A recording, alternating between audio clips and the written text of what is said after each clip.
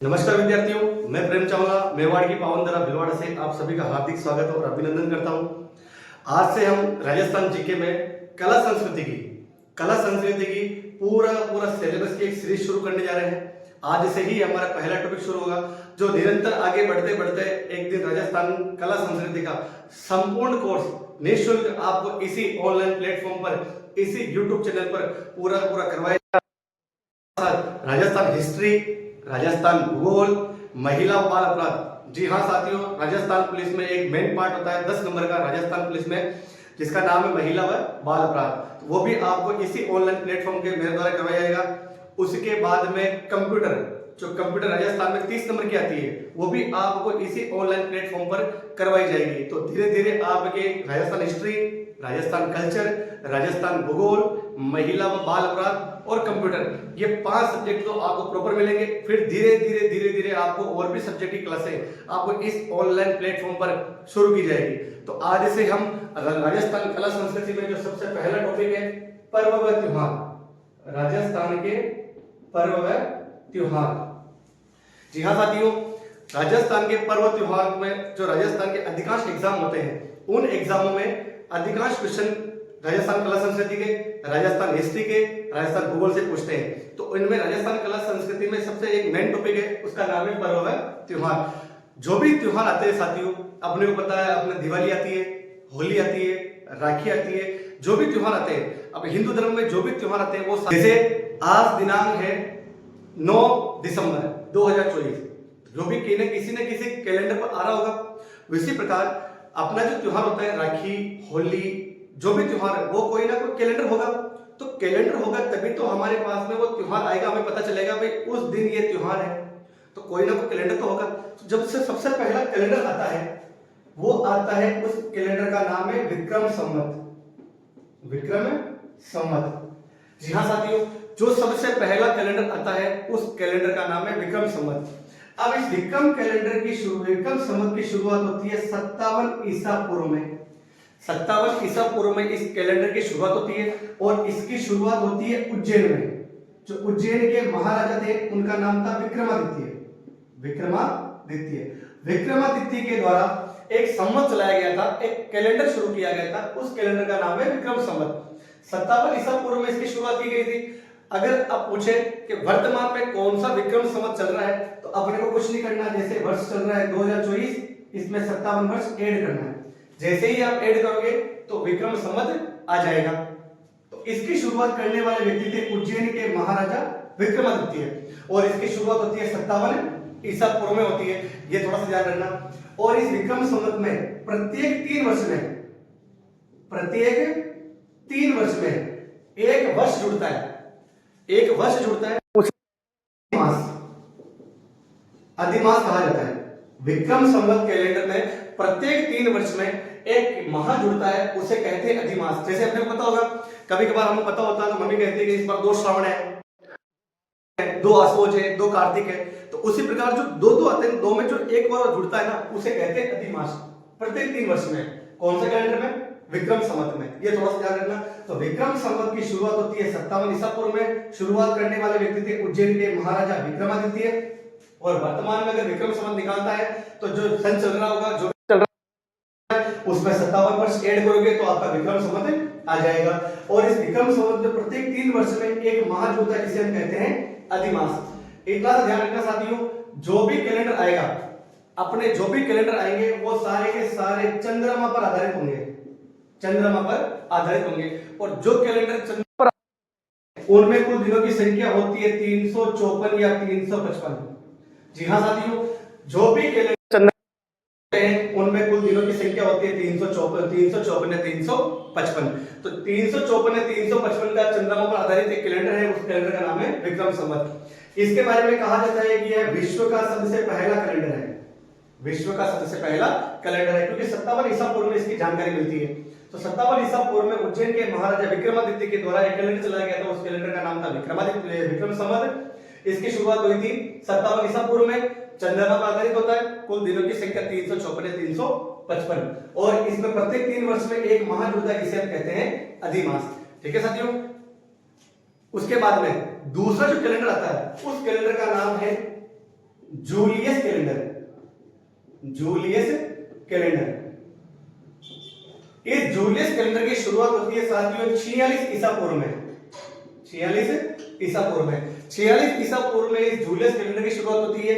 यह विश्व का सबसे पहला अंग्रेजी कैलेंडर था। विश्व का सबसे पहला हिंदी कैलेंडर है अपने विक्रम संवत। विश्व का सबसे पहला कैलेंडर है अंग्रेजी कैलेंडर, उसका नाम है जूलियस कैलेंडर और इसकी शुरुआत हुई थी रोम में। रोम में इसकी शुरुआत होती है और इसकी शुरुआत करने वाला व्यक्ति था, उसका नाम है न्यूमा पोपिलियस, न्यूमा पोपिलियस।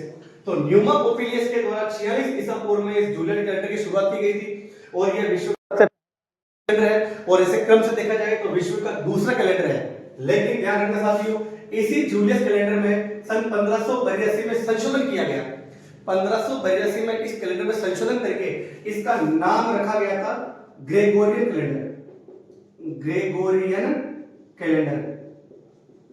तो 1582 में इसमें संशोधन किया गया और संशोधन करने वाला व्यक्ति था, उसका नाम है पोप ग्रेगोरी अष्टम, पोप ग्रेगोरी अष्टम। तो पोप ग्रेगोरी अष्टम के द्वारा जूलियस कैलेंडर में सन 1582 में संशोधन किया गया और संशोधन करने के बाद में इसका नाम रख दिया ग्रेगोरियन कैलेंडर। यह ध्यान रखना साथियों, यह सूर्य पर आधारित है और अपने को पता है कि सूर्य पर आधारित में कुल दिनों की संख्या 365 या 366।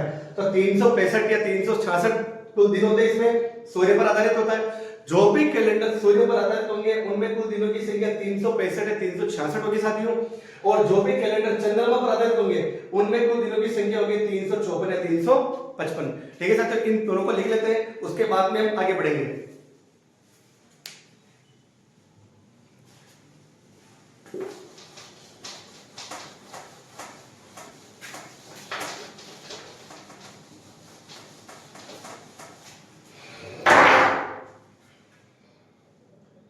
पहला है विक्रम संवत, शुरुआत 57 ईसा पूर्व में उज्जैन के महाराजा विक्रमादित्य द्वारा चंद्रमा पर आधारित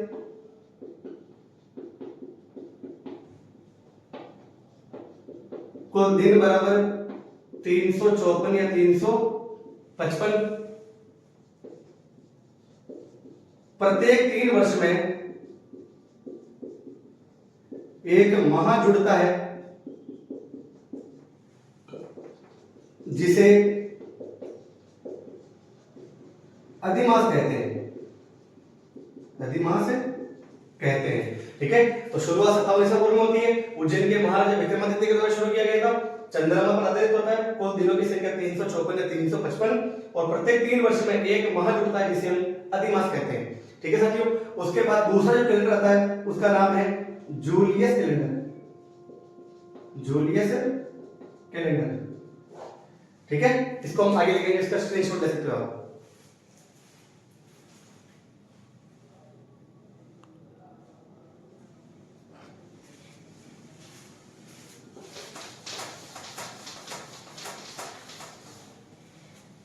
दूसरा कैलेंडर साथ होता है, उस कैलेंडर का नाम है जूलियस कैलेंडर, जूलियस कैलेंडर। इस जूलियस कैलेंडर की शुरुआत जो हुई थी, शुरुआत हुई थी 46 ईसा पूर्व में रोम के राजा न्यूमा पोपिलियस के द्वारा, पोपिलियस के द्वारा संशोधन 1582 में पोप ग्रेगोरी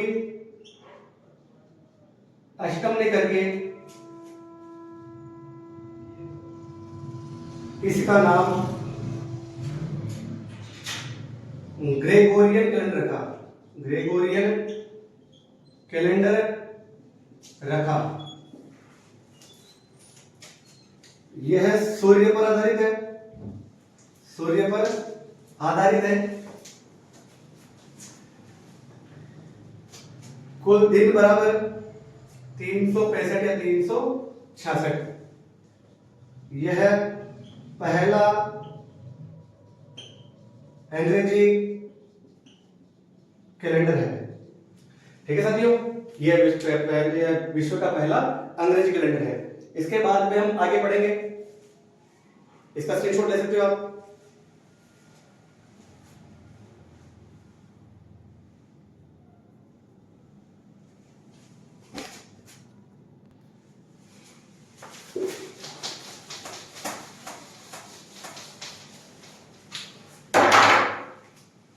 तीसरा कैलेंडर आता है साथियों, उस कैलेंडर का नाम है शक संवत। शक संवत, इस शक संवत की शुरुआत होती है 78 ईस्वी में। पहले जो दो कैलेंडर आए थे वो कैलेंडर आए थे ईसा पूर्व में। ईसा पूर्व का मतलब होता है ईसा मसीह के जन्म से पहले। जैसे अभी अपने को चल रहा है 2024, मतलब ईसा मसीह के जन्म को हुए 2024 वर्ष हो चुके हैं, और इन दो उनके जन्म से 46 वर्ष पहले वो दो कैलेंडर चले गए थे। एक तो चला था आपके जूलियस कैलेंडर, और उससे 57 वर्ष पहले चला था आपके विक्रम संवत। लेकिन अब चल गया 78 ईस्वी, मतलब ईसा मसीह के 78 वर्ष बाद भारत के एक राजा थे, उनका नाम था कनिष्क।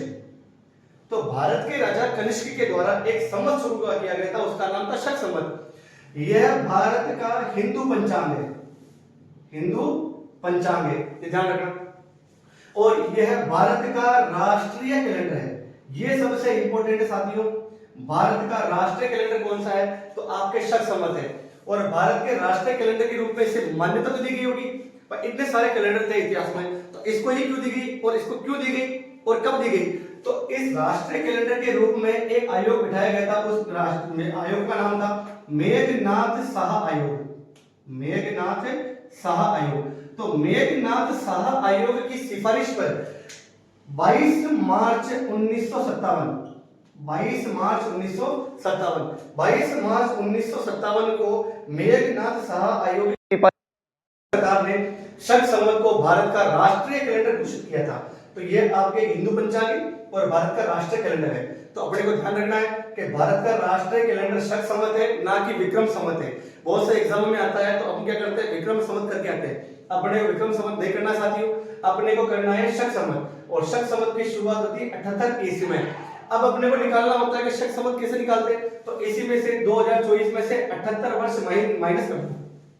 जैसे विक्रम संवत निकालने के लिए अपने को जो सन चल रहा था उनमें 57 वर्ष ऐड करते थे, लेकिन इनमें ईस्वी में तो ये बाद में शुरू हुआ है, तो उसमें 2024 में से 78 वर्ष माइनस कर दो।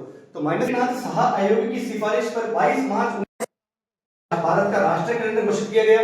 भारत का राष्ट्रीय कैलेंडर विक्रम शक संवत है, ना कि विक्रम संवत है साथियों, ध्यान रखना। बार बार रिपीट कर रहा हूं, भारत का राष्ट्रीय कैलेंडर शुरुआत होती है 78 ईस्वी में। इसके बाद में चौथा कैलेंडर आता है, उस कैलेंडर का नाम है गुप्त संवत। गुप्त संवत की शुरुआत होती है 319 या 320 ईस्वी में, और शुरुआत करने वाला व्यक्ति था, उसका नाम है चंद्रगुप्त प्रथम। इसके बारे में ज्यादा जानकारी नहीं मिलती साथियों। गुप्त संवत की शुरुआत 319 या 320 ईस्वी में चंद्रगुप्त प्रथम के द्वारा की गई थी। पांचवा कैलेंडर आता है, उसका नाम है वर्धन संवत। इस वर्धन संवत की शुरुआत की गई थी 606 ईस्वी में, 606 ईस्वी में, और इसकी शुरुआत करने वाला व्यक्ति था, उसका नाम है हर्षवर्धन। तो वर्धन संवत की शुरुआत 606 ईस्वी में हर्षवर्धन की गई। तो कितने कैलेंडर हो गए? पहला विक्रम संवत, दूसरा जूलियस कैलेंडर, तीसरा शक संवत, चौथा गुप्त संवत, पांचवा वर्धन संवत। ये कम से है 57 ईसा पूर्व, 46 ईसा पूर्व, 78 ईसा पूर्व, 78 ईस्वी, 319 या 320 ईस्वी और 606 ईस्वी। अगला जो आता है साथियों, उस कैलेंडर का नाम है, छठा जो आएगा,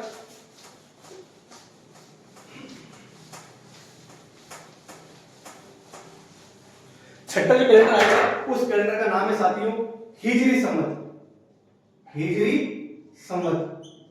अब ध्यान रखना साथियों, हिजरी संवत एक मुस्लिम पंचांग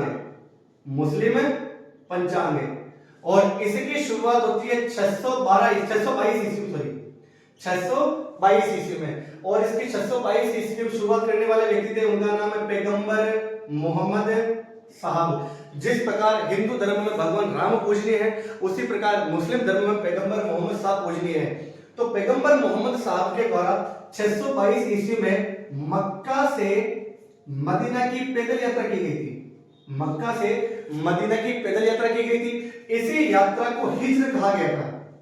इसी यात्रा को हिज्र कहा गया था। सेकंड ग्रेड सन 2016 के अंदर यही क्वेश्चन, यही लाइन एग्जाम में आई थी कि पैगंबर मोहम्मद साहब द्वारा मक्का से मदीना की पैदल यात्रा को क्या कहा गया था? तो हिज्र कहा गया था। और इसी हिज्र को इन्होंने हिजरी संवत की शुरुआत की थी। तो ये मुस्लिम बन जाएंगे और सारे के सारे त्योहार चंद्रमा पर आधारित होते हैं। और मैंने पहले बताया कि चंद्रमा पर आधारित में कुल दिनों की संख्या होती है 354 या 355। अब इनमें पहला महीना कौन सा होता है, आखिरी महीना कौन सा होता है? जब हम मुस्लिम पर्व त्योहार पढ़ेंगे तो उनमें सारे के सारे 12 महीने आ जाएंगे। उसके बाद में लास्ट अंतिम त्योहार है, संवत है, उसका नाम है इलाही संवत। इलाही संवत। और इलाही संवत की शुरुआत करते हैं 1583 में। उनका नाम था भारत के सम्राट अकबर। तो भारत के राजा अकबर के द्वारा 1583 में इलाही संवत की शुरुआत की गई थी। तो सारे के सारे अब तक के जितने कैलेंडर थे साथियों, मैंने आपको एक ही, पहला विक्रम संवत, दूसरा जूलियस कैलेंडर, तीसरा शक संवत, चौथा गुप्त संवत, पांचवा वर्धन संवत, छठा आता है हिजरी संवत और अंतिम जो आता है सातवां इलाही संवत। इलाही संवत एग्जाम बहुत सी बार आता है कि शुरुआत करने वाला व्यक्ति कौन था और कब शुरुआत की गई थी। तो एक बार इनको लिख लेते साथियों,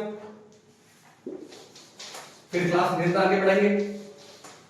आपको क्लास अच्छी लगे तो कमेंट भी करना, शेयर भी करना, तो इससे हमारा हौसला बढ़ेगा और हम आगे वाले क्लास में और कंटेंट आपको अच्छा देने की कोशिश करेंगे। तो तीसरा जो कैलेंडर आता है उस कैलेंडर का नाम है शक संवत। शक संवत की जो शुरुआत होती है वो होती है 78 ईस्वी में भारत के राजा कनिष्क के द्वारा यह एक हिंदू पंचांग है। मेघनाथ साहा आयोग की सिफारिश पर इसे 22 मार्च 1957 को भारत का राष्ट्रीय कैलेंडर घोषित